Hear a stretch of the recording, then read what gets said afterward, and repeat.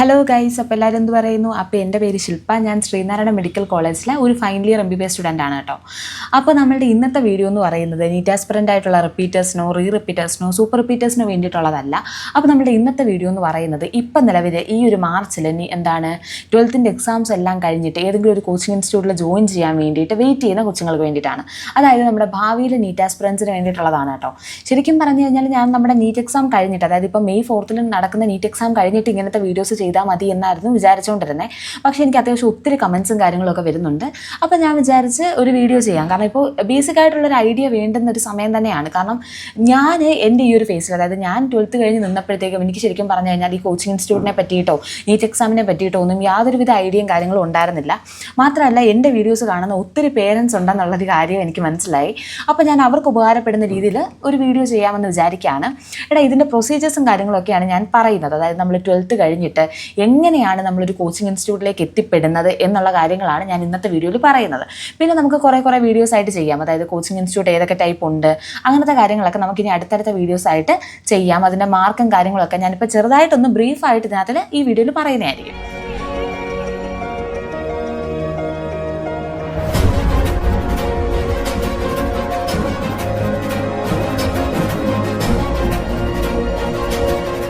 അപ്പോൾ നമ്മുടെ ഈ കലാപരിപാടി എങ്ങനെയാണ് തുടങ്ങുന്നതെന്ന് വെച്ച് കഴിഞ്ഞാൽ, ഇപ്പോൾ ഈ May 4th നീറ്റ് എക്സാം കഴിയുമല്ലോ, അപ്പം തന്നെ അവർ അടുത്ത ബാച്ചിലേക്കുള്ള അഡ്മിഷൻസ് ഇൻവൈറ്റ് ചെയ്ത് തുടങ്ങും. ഇത് നമ്മൾ എങ്ങനെ അറിയുന്നതെന്ന് വെച്ച് കഴിഞ്ഞാൽ, ഒന്നുകിൽ ബ്രില്യൻ പാലയുടെ യൂട്യൂബ് ചാനലിലൂടെ അറിയാൻ പറ്റും, അല്ലെങ്കിൽ ന്യൂസ് പേപ്പറിലൊക്കെ അവർ പരസ്യം കൊടുക്കും.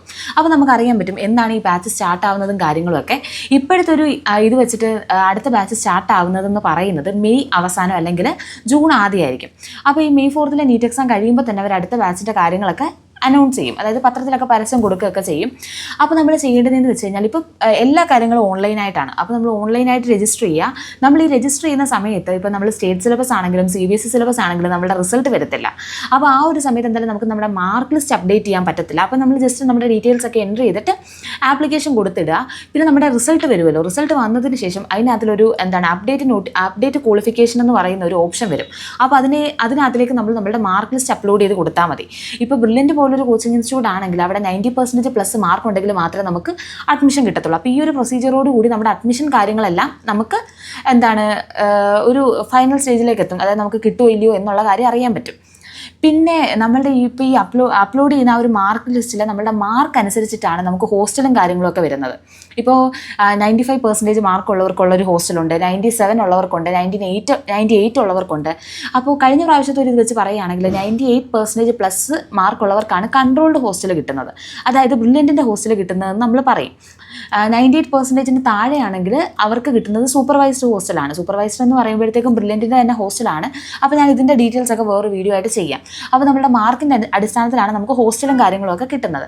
പിന്നെ നമുക്കൊരു 98% പ്ലസ് മാർക്ക് ഉണ്ടെങ്കിൽ നമുക്ക് നമ്മുടെ ഫീസിൻ്റെ റിഡക്ഷനൊക്കെ കിട്ടും കേട്ടോ. കഴിഞ്ഞ പ്രാവശ്യത്തെ ഒരു ലെവൽ വെച്ചിട്ടാണ് പോകുന്നതെന്നുണ്ടെങ്കിൽ നിയർലി 1 lakh നമുക്ക് ഫീസ് ആവും കേട്ടോ. കോഴ്സ് ഫീ മാത്രം ഏകദേശം 1 ലക്ഷം രൂപയാവും വിത്ത് GST. പിന്നെ ഹോസ്റ്റൽ ഫീസ് 10,000 ഓരോ മാസം നമ്മൾ അല്ലാതെ അടയ്ക്കുകയും കൂടെ വേണം കേട്ടോ. അപ്പോഴത്തേക്കും ഈ ഒരു 1 ലക്ഷം രൂപയ്ക്കകത്തിൽ നമുക്ക് നമ്മുടെ മാർക്കിനനുസരിച്ച് ഫീസ് റിഡക്ഷൻ കിട്ടും. മാർക്കിൻ്റെ ബേസിസിലും ഫീസ് റിഡക്ഷൻ കിട്ടും, നീറ്റ് റാങ്കിൻ്റെ ബേസിസിലും ഫീസ് റിഡക്ഷൻ കിട്ടും. അപ്പോൾ ഞാനിതൊക്കെ ഒരു ബ്രീഫായിട്ടൊന്ന് പറഞ്ഞു തരുവാണ്, ഒരു ഐഡിയ കിട്ടാൻ വേണ്ടിയിട്ട്. അപ്പോൾ നമ്മൾ ക്യാഷ് പേയ്മെൻറ്റും ഫുൾ ഓൺലൈൻ വഴിയായിട്ടായിരിക്കും. അങ്ങനെയാണ് നമ്മൾ രജിസ്റ്റർ ചെയ്തിടുന്നത്. പിന്നെ നമ്മളുടെ ഇപ്പോൾ ബ്രില്യൻറ്റിൻ്റെ ക്ലാസ് തുടങ്ങുന്നതിൻ്റെ തലേന്നത്തെ ദിവസം അല്ലെങ്കിൽ തലേന്നത്തെ ദിവസം നമ്മളെ നമ്മുടെ ഹോസ്റ്റലിൽ നിന്ന് വിളിക്കും.